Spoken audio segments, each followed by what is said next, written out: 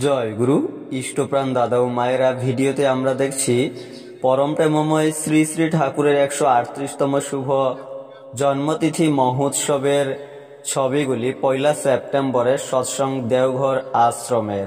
শ্রী শ্রী ঠাকুর ইংরাজি 1888 সালের 14 সেপ্টেম্বর, বাংলা 1295 সালের 30 ভাদ্র শুক্রবার শুভ তাল নবমী তিথিতে জন্মগ্রহণ করেছিলেন অধুনা বাংলাদেশের পাবনা জেলার হিমায়তপুর গ্রামে, ভারতীয় সময় সকাল 7টা 5 মিনিটে।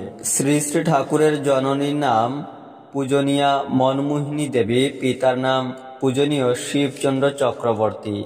স্কুলে পড়াকালীন শ্রী শ্রী ঠাকুর একবার অঙ্ক পরীক্ষায় কিছু না লিখে সাদা খাতা জমা দিয়ে চলে এসেছিলেন।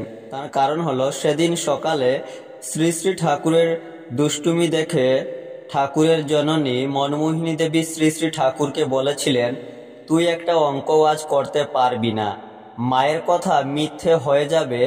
এজন্য শ্রী শ্রী ঠাকুর সেদিন একটা অঙ্কও না করে সাদা খাতা জমা দিয়ে বাড়ি চলে এসেছিলেন। পরে শ্রী শ্রী ঠাকুরের জন্য নতুন করে অঙ্ক পরীক্ষার ব্যবস্থা করেন শিক্ষকেরা এবং শ্রী শ্রী ঠাকুর তাতে উত্তীর্ণ হন। নিজের জীবনে শ্রী শ্রী ঠাকুর মাকে এতটা ভালোবাসতেন বলে পরবর্তীকালে বলতে পেরেছিলেন, মাতৃভক্তি অটুট যত, সেই ছেলেই হয় কৃতি তত।